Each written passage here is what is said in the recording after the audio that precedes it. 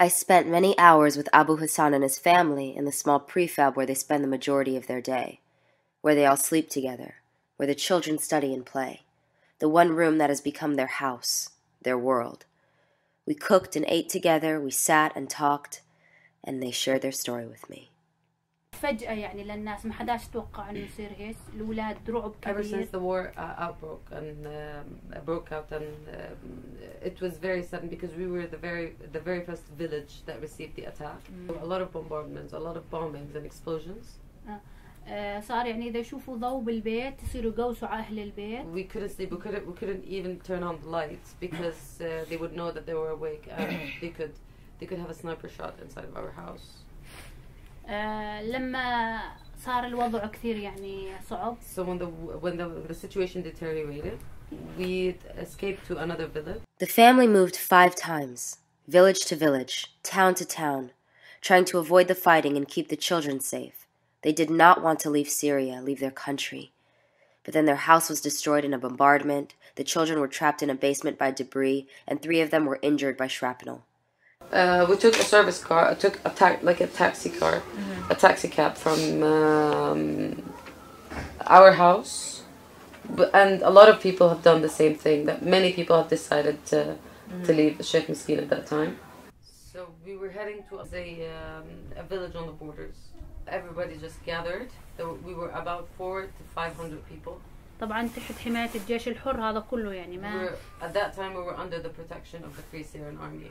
We had to stay from 11 a.m. until 6 p.m. when it got a little bit dark. We were given instructions by the Free Syrian Army when we were about to leave the house. We were told not to make one sound. The children are not allowed to cry, and anybody who's injured is not allowed to scream out of pain. I mean, and you're not allowed to light a cigarette.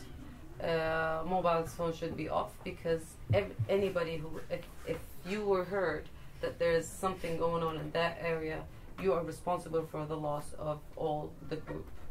So we were released in batches. We walked for around 3 hours. It was February, so it was very cold. The children were shivering of cold, and we were terrified on the way. We were 11, all of us. But the only 2 men that could. When was this? First كان 1/2/2013. أيوة.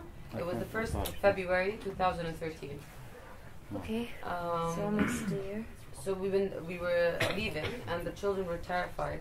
The actual 2 men that could actually have carry children or luggage, because we didn't have much luggage. We didn't have only the clothes that we had on, and the children only had some clothes to change if they spoiled it. So Muhammad, my nephew, and my husband were responsible for carrying the children if they got tired and the luggage. بدك تقاضي اعتبري المجموعة كلها راحت. It was very dark at that time, so we couldn't see the road that we're walking on. There were a lot of stones, bigger stones, because it was some kind of a valley, and there was water swamps because of the rain. Old women were trapped a lot, and whenever they wanted to, yell for help, because you cannot see that anybody has actually fallen,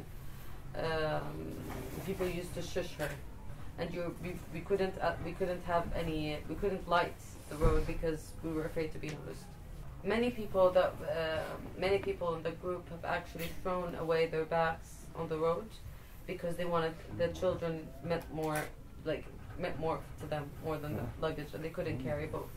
So they have thrown their luggage away, whether it's food or clothes or whatever it was. They threw it away and carried the children instead. So the Jordanian army welcomed us and took us in to a village close to the borders.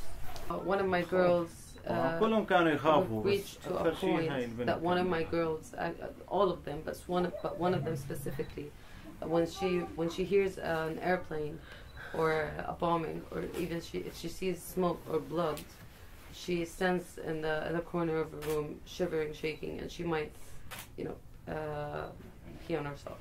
And what is the hopes for husband and for his family? What does he want? for his... here in the camp? I think here or beyond it, like what's the ultimate... ايش الفكرة ابو ابراهيم اللي انت متخيلها لتصير لعائلتك؟ ايش مخيلتك لوين بتوصلك ان انت حياتك حتكون هيك مثالية لإلك وللأولاد ولزوجتك؟ سواء بالمخيم او خارج المخيم ما بتفرق. يعني شو مثلا بتمنى او شو مثلا طبعا كل انسان بيتمنى انه اهم شيء الامان، يكون مأمن عياله واولاده وبيته ونعيش حياة مثلنا مثل العالم يعني. So I'm just hoping that my family remains safe. أهم شيء بالحياة الأمان. And I need a dignified life for my family and children, right. And for the orphans that I'm actually taking care of, his nephews and nieces.